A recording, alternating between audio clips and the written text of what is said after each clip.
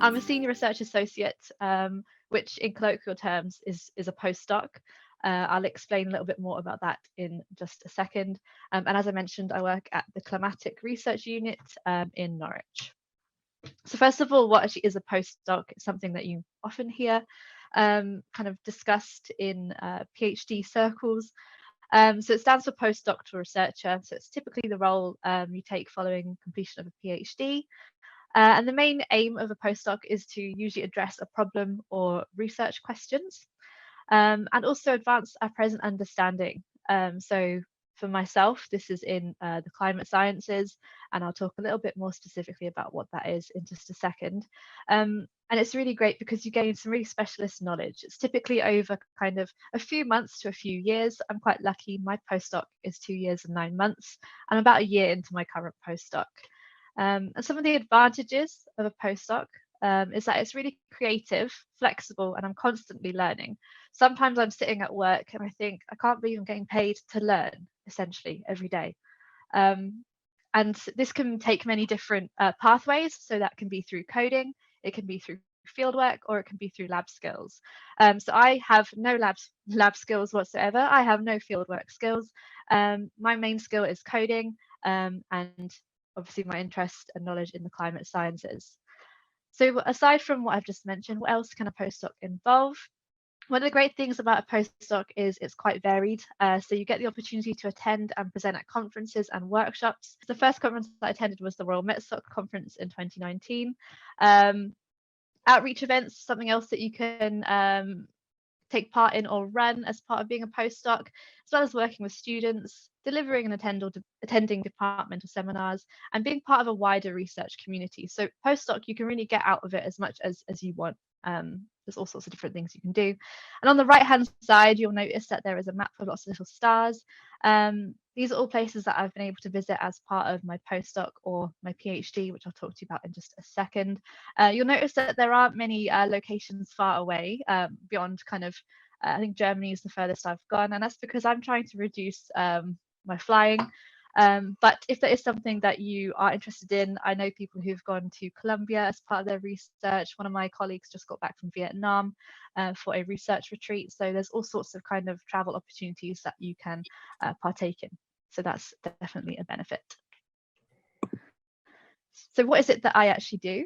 So I'm part of the ML for Clouds project. So this stands for Machine Learning Approaches to Constrain and Understand the Role of Clouds in Climate Change. So on the left-hand side, you'll see a series of problems, and on the right-hand side are the things that I do as part of my job to address these problems. So something you may or may not know is that clouds are one of the leading and primary sources of uncertainty in how our climate is going to respond to changing surface temperature. So I look at how we can exploit relationships between clouds and large-scale drivers such as temperature or humidity to try and understand the processes that affect the clouds, and then we can try and use that on future models to work out what's going to happen. But there are so many different things that can affect clouds, and these relationships are quite complex. That's where the machine learning comes in. We use machine learning techniques to address these difficult and different factors. Finally, there are so many different types of cloud. It's highly unlikely they all interact with these meteorological drivers in the same way. So we try and break down these clouds by location, height, thickness, and how they interact with the radiation, and focus on these specific relationships. So everyone likes pretty pictures of clouds. So here are a few different types of cloud. You can see they all look vastly different, and so it's really unlikely that they interact the same way with different drivers. The clouds that I look at in particular are anvil clouds and cirrus clouds. You might see cirrus clouds in the UK. Anvil clouds you probably won't see in the UK. These tend to form in the tropics.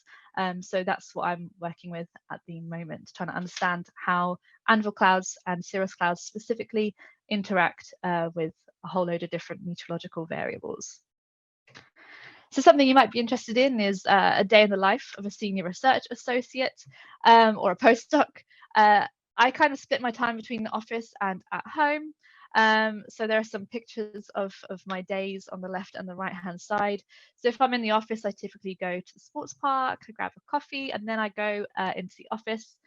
I might retrieve some work from the day before that I would have set to kind of run overnight. So that's sending some code off to a kind of powerful computer, collect those results, read, analyze, do a whole load of things with those results. Then I might have a meeting after lunch, submit some more jobs, do some more reading, some more analysis. And what you might notice is my work at home is pretty similar to in the office, except I get a little bit more sleep in the morning. So that's a great part about being a postdoc who works specifically with computers and with code. I have a very flexible schedule. And you'll also notice one of the other benefits is I get to sit with my cat if I work from home. So she's there on the right hand side. And you'll see my view on most of the days on the top right when I work from home, which is a whole load of different screens and a lot of pink things that I don't have in the office on campus. So I'll quickly whiz you through how I got to where I am, because this is probably the most relevant part to you guys. I just wanted to give you a bit of info on the role and see if it's something that you would even be interested in. So going back to my A-levels, I finished my A-levels in 2015, where I studied chemistry, physics, maths, and further maths. There's a picture of me on my last day of sixth form. Not sure what I wanted to do after university, but at this point I had already applied for university. And then I headed off to York, the University of York, where I studied theoretical physics for 3 years. Really enjoyed it. I wasn't sure theoretical physics is what I actually wanted to do with my life. I had a real personal interest in the environment and in climate change. So I actually applied for a PhD at the University of East Anglia in the climatic research unit where I work now. So I did a PhD called The Development of a Globally Calibrated Stochastic Weather Generator with the Pattern Scaling Technique to Study Future Climates. That probably isn't relevant to most of you because a lot of PhDs are quite niche. You become an expert on this one tiny area, such as the way of a PhD. But it showed me that I really did enjoy working in environmental sciences and in climate change. I developed a whole load of cool coding skills. So there are some pictures of me doing various things with my PhD, including a picture of me with an alpaca that I met when I was assisting a friend on fieldwork. Now I'm a postdoctoral researcher, as I've just mentioned, on the ML for Clouds project. You'll see I work at the University of East Anglia, but it's in collaboration with 2 other universities, which is a really fun part of being a postdoctoral researcher. You often get to meet new people and work with them as well. And there are some pictures of me doing various things as part of my postdoc, including eating, I think, some sort of German baked good outside the castle in Karlsruhe that I got to visit as part of my work. What's next? I don't know. That's something that a lot of people constantly struggle with, not knowing what to do next. But I know I want to stay in the climate sciences because I love my job. So thank you very much for listening. I hope that was beneficial for you.